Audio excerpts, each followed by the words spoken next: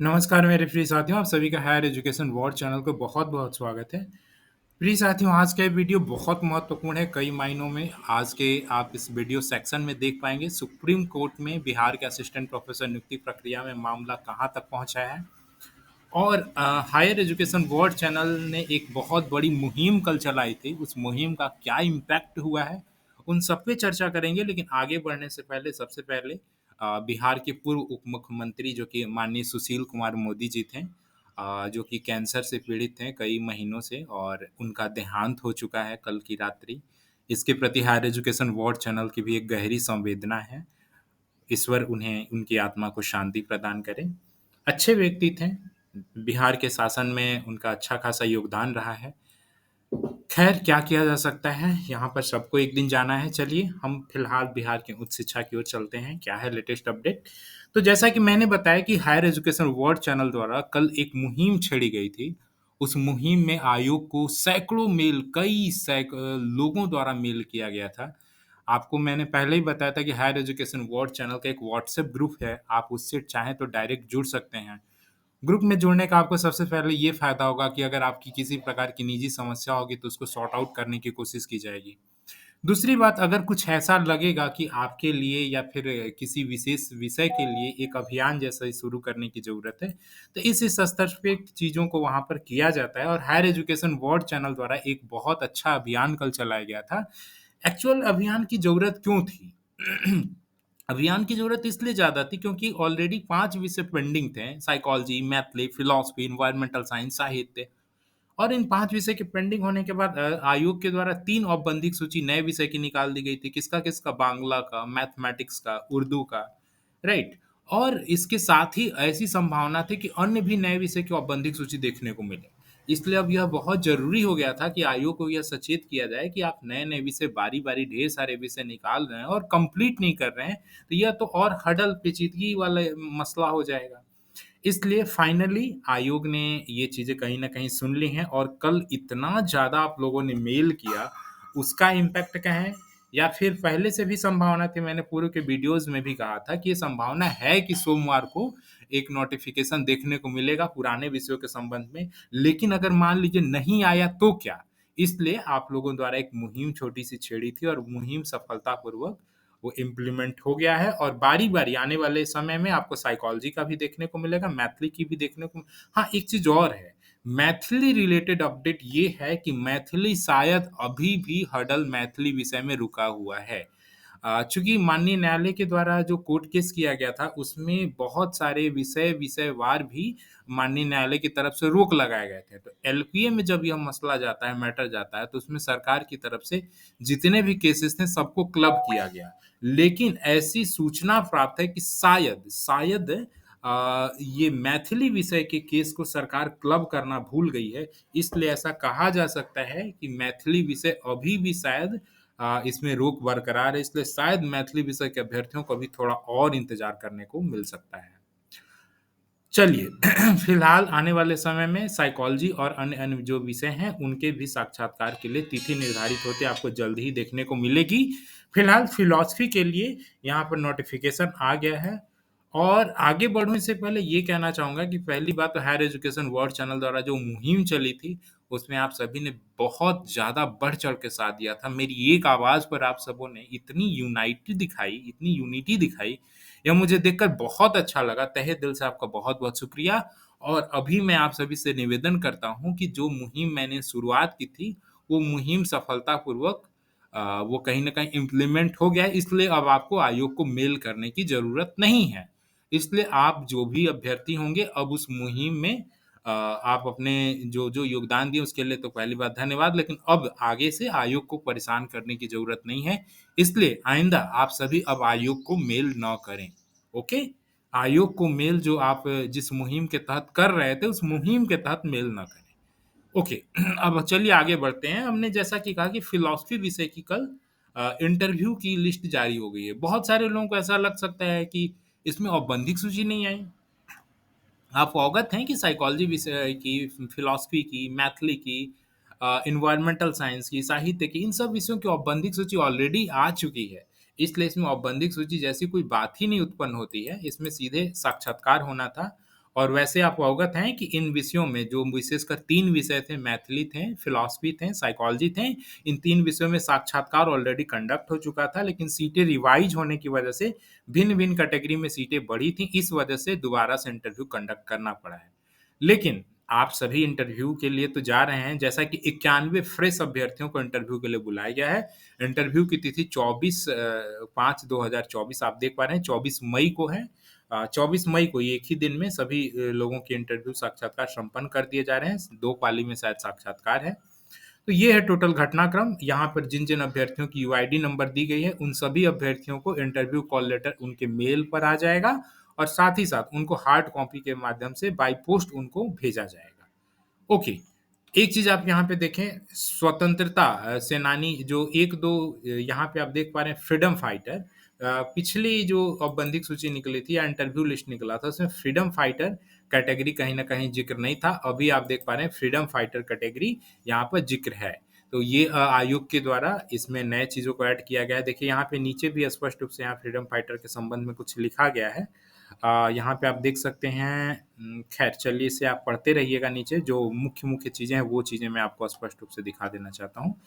नीचे में मैंने कहीं देखा था शायद फ्रीडम फाइटर संबंधित भी कुछ चीज़ें लिखी हुई थी, क्यों आखिर छूट गया था? माननीय न्यायालय के द्वारा शायद इसमें दिशा निर्देश दिया गया होगा, इस वजह से यहाँ पे फ्रीडम फाइटर कैटेगरी को देखने को मिल रहा है। साथ ही साथ एक चीज़ और आप देख पा रहे हैं कि चूँकि ऑलरेडी ये जितने भी ये देखिए ये वाला जो नोटिस आप देख पा रहे हैं 6/12/2022 का है। चूँकि इंटरव्यू बहुत पहले 2022 में ही संपन्न हो चुकी थी। आप जान ही रहे हैं कोर्ट केस की वजह से इतना मैटर डिले हुआ, अन्यथा इनकी तो जॉइनिंग बताइए 2022 में ही हो जानी चाहिए थी। लेकिन कोर्ट केस की वजह से इतना लंबा मैटर खींचा और 2024 आ चुका है। तो 2022 में जिन-जिन कैटेगरी में जिन-जिन अभ्यर्थियों द्वारा साक्षात्कार दिया गया था, उनमें प्रत्येक कैटेगरी के अगेंस्ट में 3 अभ्यर्थी को बुलाया गया था, यानी 3 गुना अभ्यर्थी को बुलाया गया था। अभी भी आयोग द्वारा कोई इंटरचेंज नहीं किया जा रहा है, अभी भी 3 गुना ही अभ्यर्थियों को बुलाया जा रहा है।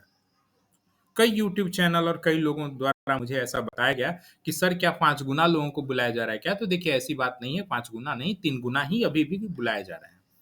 दूसरी बात, अभी जब ऑलरेडी 3 गुना लोगों को बुला दिया गया और फ्रेश लोगों को उसी वैकेंसी में बुलाना है। फ्रेश मतलब जो ऑलरेडी अप्लाई किए हैं, ऐसा नहीं है कि न्यूली अप्लाई करना था। तो उसमें तो ऑब्वियसली है कि कट ऑफ डाउन जाएगा, तभी अभ्यर्थियों को बुलाया जाएगा। और देखिए, आप साक्षात्कार देने के लिए जाएँ, लेकिन हम आपसे यही कहेंगे इससे बहुत ज़्यादा उम्मीद ना रखें। क्यों ना रखें? क्योंकि अपने से सोचें, जब ऑलरेडी आप जो जो भी साक्षात्कार देने जा रहे हैं, आपसे ऊपर 3 लोग इंटरव्यू दे चुके हैं उस सीट के लिए। और वो 3 लोग आपसे अधिक मार्क्स वाले हैं पीआई इंडेक्स के आधार पे। तो प्रबल संभावना है कि उनके चयन होने की सबसे पहली संभावना बनती है। हाँ, ये अलग बात है कि अगर मान लीजिए आप शुरुआत के टॉप के 4-5 अभ्यर्थी हैं जो कि ये अभी कट ऑफ मार्क्स निर्धारित किया गया वर्तमान में। संभवतः अगर आपके साक्षात्कार में 14 नंबर, 13 नंबर मिल जाए तो मेबी आपके चयन होने की भी संभावनाएँ बन सकती हैं। बाकी इससे बहुत कम उम्मीद रखें, इसे बस एक्सपीरियंस ही मान कर के साक्षात्कार देने जाएँ। ऐसा मैं इसलिए कह रहा हूँ क्योंकि देखिए उम्मीद टूटने पर बड़ा कष्ट होता है, इसलिए बहुत ज़्यादा उम्मीद पालना मुझे लग रहा है कि यह आपके लिए अच्छा नहीं होगा। फिलहाल चलिए हम देख लेते हैं, अभी जो 91 लोगों को बुलाया जा रहा है, वो किन-किन विषयों में बुलाया जा रहा है। तो यहाँ पे इसी से स्पष्ट हो जाएगा जिन-जिन कैटेगरी के कट ऑफ डाउन गए हैं, उन-उन अभ्यर्थियों को बुलाया जा रहा है। प्रीवियस में देखिए कट ऑफ जो था अनारक्षित अनरिजर्व फीमेल और मेल का 82.68 और अभी वर्तमान में देखिए 80 और 78 है। इसी तरह अत्यंत पिछड़ा वर्ग में 70-70 है। इधर ईडब्ल्यूएस में भी आते हैं तो 72-72 है मेल फीमेल में। डब्ल्यूबीसी 44 है। डब्ल्यूबीसी का तात्पर्य ऐसी पिछड़ी जातियों से होता है जो कि एससी हैं, एसटी हैं, ईबीसी हैं, बीसी हैं। उन सभी वर्ग की जो फीमेल है उनके लिए कट ऑफ 44 है।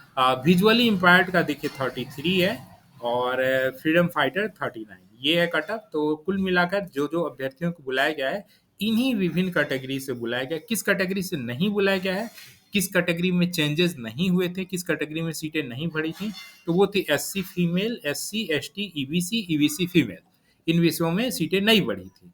बाकी में इंटरचेंज होने की वजह से सीटें बढ़ी थी, इस वजह से उन विषयों में अभ्यर्थियों को बुलाया गया था।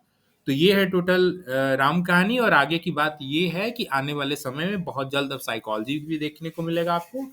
और फिलहाल में इसके साक्षात्कार की तिथि जैसा कि मैंने आपको बताया कि 24/5/2024 यानी 24 मई को है। तो चलिए आप जाइए साक्षात्कार देने जाइए। ईश्वर से मेरी प्रार्थना है कि आपका चयन हो, लेकिन इससे बहुत ज़्यादा उम्मीद ना रखें क्योंकि आपसे ऑलरेडी 3 अभ्यर्थी ऊपर के लेवल के जाके साक्षात्कार दे चुके हैं। तो प्रबल संभावना है कि उनकी साक्षात्कार में चयन होने नियुक्ति प्रक्रिया में उनके चयन होने की ज़्यादा संभावना है। इसलिए आप इसे इंटरव्यू एक्सपीरियंस ही मान के जाएँ, बहुत ज़्यादा उम्मीद लगाएँगे, उम्मीद टूटेगा, आपको ही कष्ट होगा। चलिए, फिलहाल हम आगे बढ़ते हैं। जैसा कि मैंने आपको बताया था कि सुप्रीम कोर्ट के क्या अपडेट है, उस पे भी मैं चर्चा करूँगा। तो सुप्रीम कोर्ट में देखिए लेटेस्ट अपडेट ये है, देखिए ये एक वीडियो क्लिप है। ये सुप्रीम कोर्ट में जो ऑर्डर चल रहा था, वहाँ पे प्रोसेस चल रहा था, वो प्रोसीड्योर के ही समय का वीडियोज़ है ये। लेकिन इसमें ऑडियो नहीं आ पाया इसलिए यह बहुत महत्वपूर्ण आपके लिए नहीं है। बस यही इसमें समझ लें कि हुआ क्या, एक्चुअल में टोटल 3 केस किए गए थे इस नियुक्ति प्रक्रिया में। मुख्य रूप से 3 केसेज़ में किनका था, तो Chakraveer Kumar versus Bihar state, Anil Singh versus Bihar state, Rajesh Chaudhary versus Bihar state. ये मुख्य रूप से 3 केसेज़ थे और 3 केसेज़ में हुआ क्या, तो इसमें 2 जजेस थे, 2 जजेस का पैनल बनाया गया था और एक जजेस जिनका नाम है आपको करोल साहब, जो कि यहाँ बिहार में भी जस्टिस रह चुके हैं। तो करोल साहब ने इस केस से विथड्रॉ कर लिया अपने आप को। जस्टिस संजय करोल जिनका नाम था, वो माननीय पटना हाई कोर्ट में भी रह चुके हैं, तो चीफ जस्टिस के रूप में। तो संजय करोल सर ने इसमें से अपने आप को विथड्रॉ कर लिया। इस वजह से यह मैटर फिर से chief justice of India CJI के पास चला गया है। सीजेआई के पास इसलिए गया है क्योंकि एक दूसरे जज किन्हें इस नियुक्ति प्रक्रिया में अपॉइंट किया जा रहा है, चूंकि 2-2 जजेस का ये बेंच बनाया जाएगा, तभी ये नियुक्ति प्रक्रिया आगे बढ़ेगी। ये कोर्ट प्रोसीजर आगे बढ़ेगा। तो 1 से 2 दिन में उम्मीद है माननीय chief justice of India Sanjay Karol द्वारा बेंच का निर्धारण हो जाएगा, चूंकि जो बेंच पहले से निर्धारित की गई थी इन सभी केसों को सुनने के लिए, उसमें से एक जजेस मैंने जैसा कि आपको बताया कि वो विथड्रॉ कर लिए हैं। इसका बहुत सारे मायने निकाला जा सकता है, क्यों विथड्रॉ किए, क्या किए। एक तो वो बिहार के चीफ जस्टिस रह चुके हैं, तो यह कोई ना कह पाया कि इसमें किसी प्रकार का बायस्ड हुआ या अनबायस्ड वगैरह वगैरह। बहुत सारी चीज़ें हैं, इस पे मैं टिप्पणी नहीं विशेष करना चाहूँगा, क्यों विथड्रॉ किए, वो उनकी इच्छा थी, किस वजह से किए। एनीवे, तो फिलहाल ये अपडेट है कि वहाँ पर इस केस की जो तारीख लगी हुई थी, ये तारीख अभी इसमें कुछ विशेष खासा हुआ नहीं है, चूँकि माननीय जज विथड्रॉ कर लें अपने आप को। दूसरे जजेस जब इसके लिए प्रतिनियुक्त किए जाएँगे, उम्मीद है कि 1 से 2 दिन में बेंच का निर्धारण हो जाएगा कि किस बेंच में पुनः से नियुक्ति प्रक्रिया की सुनवाई होगी। तो अगला तारीख जैसा कि शुक्रवार को दिया गया है इस माननीय चीफ जस्टिस ऑफ उच्चतम न्यायालय द्वारा। अगली जो इस केस की तारीख है वो शुक्रवार को है। तो चलिए शुक्रवार को देखते हैं लेटेस्ट अपडेट क्या है। साथ ही साथ आगे बढ़ूं इससे पहले देखिए आप सभी में से बहुत सारे पूरे देश भर के न जाने कितने कॉल्स आ रहे हैं, मेल आ रहे हैं, सबका पर्सनली मुझे जवाब दे पाना बहुत ही मुश्किल है। इसलिए मेरी कोशिश होती है कि वीडियोज़ के माध्यम से आपके जितने भी कौतूहल हैं, उन सभी को दूर किया जाए। तो चलिए वीडियो के माध्यम से जो 1, 2, 3 प्रश्न आपके मन में दुविधा थे, जो कि आपने मुझे पर्सनल व्हाट्सएप के माध्यम से भेजा, यूट्यूब के माध्यम से भेजा, ईमेल के माध्यम से भेजा, तो उनकी मैं थोड़ी-सी यहाँ पे चर्चा करना चाहूँगा। एक प्रश्न था मुख्य रूप से साइकोलॉजी के अभ्यर्थी के रिलेटेड। उनका ये कहना था कि साइकोलॉजी में जितनी सीटें थी 424 सीटें, उनके 3 गुना अभ्यर्थियों को तो इंटरव्यू कॉल किया ही नहीं गया। रीज़न क्या था कि प्रत्येक कैटेगरी में अभ्यर्थी उतने नहीं थे कि इंटरव्यू कॉल किया जा सके। तो फिर ऐसी स्थिति में क्या साइकोलॉजी में भी 3 गुना अभ्यर्थियों के अभाव की वजह से जब उतने अभ्यर्थी को नहीं बुलाया गया था, तो क्या इसमें भी इंटरव्यू देखने को मिल सकता है? तो ये दुविधा आपके मन में शायद इसलिए आई होगी क्योंकि 3 गुना अभ्यर्थी आपने देखा कि इंटरव्यू कॉल में नहीं बुलाए गए थे। लेकिन जिनका भी ये प्रश्न था उनसे मैं ये कहना चाहूँगा कि ऐसा नहीं है कि साइकोलॉजी के प्रत्येक कैटेगरी में 3 गुना अभ्यर्थी नहीं थे। बहुत सारे ऐसे कैटेगरी थे जिसमें 3 गुना क्या 10 गुना शायद अभ्यर्थी रहे होंगे। लेकिन चूँकि 3 गुना ही अब आयोग के द्वारा बुलाया जा रहा है, इस वजह से उस कैटेगरी के अभ्यर्थियों को नहीं बुलाया जा सका। और विशेषकर आपने जब साइकोलॉजी की बात कही है, तो जहाँ तक मैं रिकॉल कर पा रहा हूँ, रिवाइज़ होने के बाद साइकोलॉजी विषय में केवल 2 कैटेगरी की सीटें बढ़ी हैं। एक कैटेगरी है बीसी कैटेगरी और दूसरी कैटेगरी है डब्ल्यूबीसी, मतलब वुमेन इन बैकवर्ड कास्ट। दोनों कैटेगरी में अभ्यर्थियों की संख्या 3 गुना क्या, मुझे जहाँ तक उम्मीद है 10 गुना से भी अधिक हो सकती है, राइट? तो इसलिए उस साइकोलॉजी में भी आवश्यक रूप से यहाँ पे औपबंधिक इंटरव्यू के लिए यहाँ पे लिस्ट जारी की जाएगी और साइकोलॉजी में भी साक्षात्कार होगा, इसलिए किसी प्रकार की दुविधा न रखें। हाँ, ये अलग बात है साइकोलॉजी में जो साक्षात्कार होगा, जैसा कि आपने फिलॉसफी में देखा था, बहुत सारे भिन्न-भिन्न कैटेगरीज़ में इंटरव्यू के लिए बुलाया गया था। साइकोलॉजी में ऐसा देखने को नहीं मिलेगा। साइकोलॉजी में चूँकि बी 2 ही कैटेगरी में सीटें बढ़ी हैं, एक बीसी कैटेगरी, एक ईडब्ल्यूएस सॉरी एक डब्ल्यूबीसी कैटेगरी।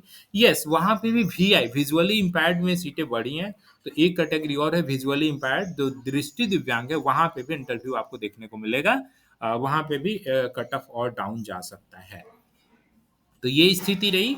और दूसरी एक और महत्वपूर्ण प्रश्न था, कई लोगों का ये कहना था कि सर कट ऑफ डाउन होने के बाद मेरा तो इंटरव्यू में बिल्कुल नाम आना चाहिए, क्योंकि मेरा एफपीआई जैसे कि यहाँ पे एक फीमेल का मुझे मैसेज आया था जो कि अनरिजर्व कैटेगरी से बिलोंग करती हैं, और अभी जैसा कि 78 कट ऑफ निर्धारित किया गया है अभी जो साक्षात्कार के लिए बुलाया जा रहा है, तो उनका ये कहना था कि सर मेरा भी 78 बन रहा है, इसके बावजूद भी साक्षात्कार के लिए मुझे क्यों नहीं बुलाया गया। तो ऐसे सभी अभ्यर्थियों को सबसे पहली बात आपके प्रश्न के माध्यम से मैं ये कहना चाहूँगा कि आप सभी जो अपना-अपना सेल्फ कैलकुलेट कर रहे हैं कि मेरा 78 बन रहा है, 80 बन रहा है, 81 बन रहा है, या जो भी आपने कैलकुलेट किया है, वो आपने कैलकुलेट जिसमें किया है वो तो आपका सेल्फ कैलकुलेशन है ना। आयोग क्या कैलकुलेट करता है वो मैटर रखता है। ये लाजमी है कि आपके ग्रेजुएशन, एमए, पीएचडी इन सब के मार्क्स तो आपको रिड्यूस नहीं किए जाएँगे। अगर नेट जेआरएफ है इनके भी रिड्यूस नहीं किए जाएँगे। अगर प्रॉपर वे में एक्सपीरियंस है, प्रॉपर वे का मतलब अगर रजिस्ट्रार द्वारा काउंटर साइन हो और उससे पूर्व एचओडी या फिर आपके प्रिंसिपल का साइन हो आपके एक्सपीरियंस लेटर पे, तब वो स्वीकृत हैं। तो इन सब जो मैंने सेक्शन बताए इसमें तो आपके नंबर नहीं रिड्यूस होंगे।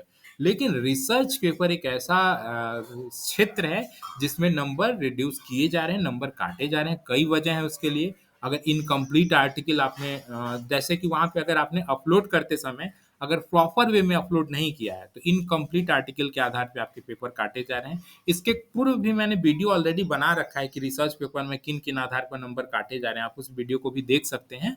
वहाँ पे बजाबते मैंने आपको डिटेल्स दिखाया है आयोग की तरफ से जो आरटीआई के बाद जवाब दिया गया है कि कैसे-कैसे नंबर रिड्यूस किया गया और कैसे-कैसे नंबर दिया जा रहा है। सभी वीडियो स्पष्ट रूप से अवेलेबल है हायर एजुकेशन वर्ल्ड चैनल पे, आप वहाँ पे देख सकते हैं।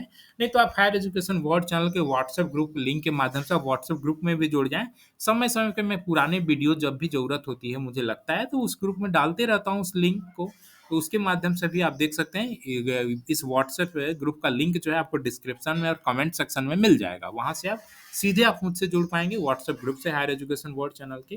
तो फिलहाल जैसा कि मैं ये बता रहा था कि आपने जो अपना सेल्फ कैलकुलेशन कर रखा है, वो आपका सेल्फ कैलकुलेशन है।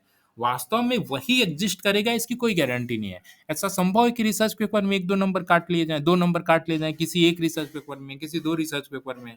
तो ऐसे में 1-2 रिसर्च पेपर में भी नंबर कटता है, तो सीधे 2 से 4 नंबर आपका कम हो जाएगा। तो इस वजह से भी जो आपने एपीआई अपना निर्धारित कर रखा है, यह ज़रूरी नहीं है कि आयोग उसी को माने। और रही बात, बहुत सारे लोगों को ये लग रहा है कि रिसर्च पेपर में किनमें किस प्रकार के रिसर्च पेपर में नंबर कट रहे हैं। अगर आप पुनः से दोबारा ये जानना चाहते हैं, तो आप कमेंट सेक्शन में ये लिखें कि सर एक बार रिसर्च पेपर रिलेटेड भी वीडियो बनाएँ, कैसे रिसर्च पेपर में नंबर काटे जा रहे हैं। तो मैं आपको दोबारा से अगली वीडियो जब आएगी तो उसमें वो चीज़ें डाल दूँगा। नहीं तो आप व्हाट्सएप ग्रुप में जुड़ जाएँ, वहाँ पे भी मैं पुराने वीडियोज़ के लिंक वगैरह डाल दूँगा, जिससे आपको ये पता चलेगा कि रिसर्च पेपर में किन-किन आधार पे नंबर काटे जा रहे हैं। फाइनली मुझे लगता है कि अब सभी मुद्दे जो-जो चीज़ें थी वो आपके सामने मैं रख चुका हूँ। और भी अगर आपके कोई दुविधा वाले प्रश्न हैं तो आप यूट्यूब के कमेंट में डाला करिए, इस वीडियो के कमेंट में डाला करिए। व्हाट्सएप पे देखिए आपके देश भर के न जाने कितने लोगों द्वारा मैसेज आता है। तो पर्सनली तौर पर आपको जवाब दे पाना मेरे लिए ज़रा मुश्किल हो जाता है। मेरी वैसे कोशिश होती है मैं किसी को निराश ना करूँ, लेकिन मेरे लिए बड़ा टफ़ हो जाता है। निजी जीवन में भी बहुत सारे वर्क होते हैं। तो ये सब सिचुएशन है, इसलिए व्हाट्सएप की जगह आप अगर यूट्यूब पे कमेंट करें तो उसके भी माध्यम से मैं आपको ज़रूर प्रत्युत्तर देने का प्रयास करूँगा अगर आपके कोई एथिकल प्रश्न होंगे। फिलहाल आप हायर एजुकेशन वर्ल्ड चैनल पे बने रहें, इसके लिए बहुत-बहुत धन्यवाद। एक चीज़ मैं अभी स्पष्ट रूप से कर देना चाहता हूँ, हायर एजुकेशन वर्ल्ड चैनल द्वारा जो कल मुहिम चलाई गई थी, उस मुहिम को अब वो बैक लिया जा रहा है, वापस लिया जा रहा है, क्योंकि माननीय आयोग के द्वारा जो-जो इम्प्लीमेंट किया जाना था, अब आयोग सुचारू रूप से वो चीज़ें इम्प्लीमेंट कर रही है, इसलिए अब पुनः से आयोग को परेशान करने की ऐसी कोई ज़रूरत नहीं है। इसलिए अब फिर से ईमेल वगैरह ये सब चीज़ें आप नहीं करेंगे। ये मेरी अपील है और आपने इस मुहिम में एकजुटता का प्रदर्शन किया, इसके लिए आप सभी धन्यवाद के पात्र हैं। देखिए लड़ाई आपकी ही थी, इसलिए आपका उठना स्वाभाविक था और आपने अपनी लड़ाई के लिए एकजुटता दिखाई, इसके लिए आपका बहुत-बहुत धन्यवाद। हायर एजुकेशन वर्ल्ड चैनल पे आखिर तक बने रहें, इसके लिए भी आपका बहुत-बहुत धन्यवाद। बाकी कोई इम्पोर्टेंट चीज़ें हैं जो मुझसे छूट गई हों या फिर आपको लगता है कि उस पर भी मुझे बोलना चाहिए था, वो आप कमेंट सेक्शन में दे सकते हैं। बहुत रेयरर हो तो आप मेरे व्हाट्सएप पे भी पर्सनल मैसेज कर सकते हैं। बाकी आप सीधे मुझसे जुड़े रहने के लिए व्हाट्सएप ग्रुप में जुड़ जाएँ, चैनल पे बने रहें आखिर तक, इसके लिए बहुत-बहुत धन्यवाद और वीडियो पसंद आया करे तो लाइक कर दिया करें क्योंकि वही मेरे लिए मोटिवेशन का काम करता है, वही मेरे लिए कैटालिस्ट है। अगर ये सब नहीं करेंगे तो फिर मुझे क्या? मुझे लगेगा शायद आप मेरे इस वीडियो से बहुत ज़्यादा कोई आपको फ्रूटफुल नहीं हो रहा है, आप कोई लाभान्वित नहीं हो रहे हैं। तो इससे कहीं न कहीं मेरा भी मोटिवेशन डाउन होता है और फिर आने वाले समय में आपको वीडियोज़ देर से उपलब्ध होती हैं, तो फिर आप कहते हैं बहुत देर से क्यों आए? और दूसरी बात इस वीडियो को अन्य तक शेयर भी कर दिया करें ताकि अन्य को सूचनाएँ मिलें, अन्य भी लाभान्वित हों। चलिए बहुत-बहुत धन्यवाद। Thank you so much.